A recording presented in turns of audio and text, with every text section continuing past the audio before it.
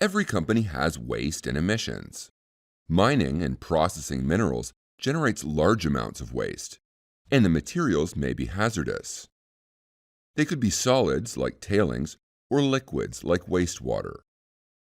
Companies that don't manage waste harm the environment and the health and safety of workers and communities. You can avoid contaminating the environment through waste management. Set up processes to handle, store, transport, and dispose of waste. And control how much waste you generate to begin with. Waste management is one part of your overall environmental management system.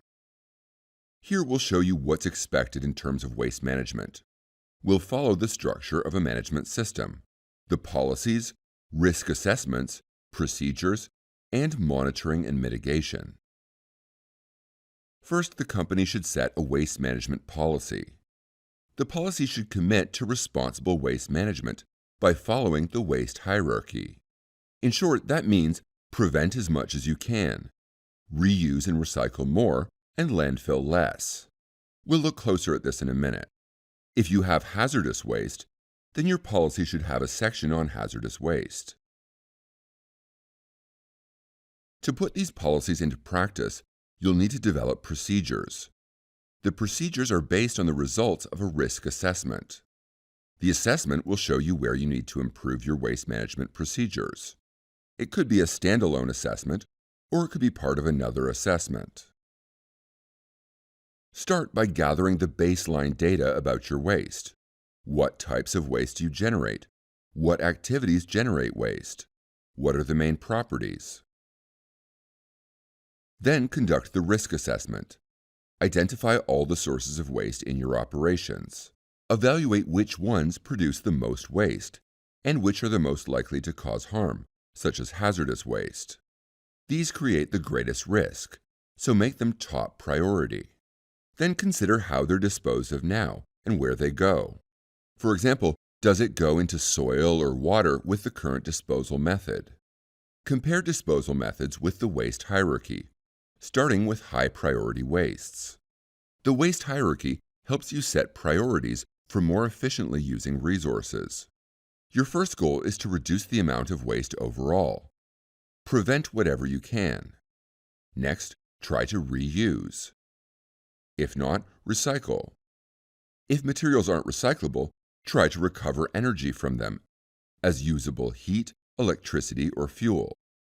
For example, you may incinerate some materials while controlling air emissions, or in other cases like a landfill, you could capture methane for fuel. If you can't recover the energy, that's less desirable.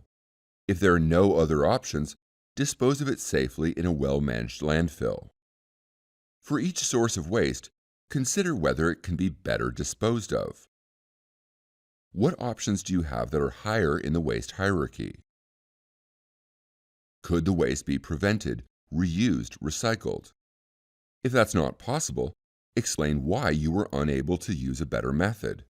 Just saying it's more costly is not a good explanation on its own. Better disposal methods are worth paying for.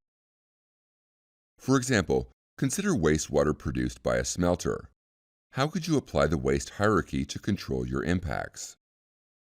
First, try to reduce the amount of water that you use.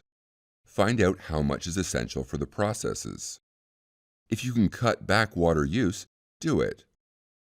For the wastewater coming out of the process, could you reclaim it by treating it and reusing it in the next process? Adding treatments costs money, but it prevents contamination and preserves your license to operate. With the risk assessment, you've identified the changes needed to manage waste. Now put them into practice by developing procedures. The procedures should cover waste generation, storage, transportation, and disposal. They should be designed to ensure that you meet legal and customer standards. Clearly define who should be responsible for carrying out each procedure, and hold them accountable to ensure it gets done. Establish a process to measure and monitor how much waste you generate and how much you recycle.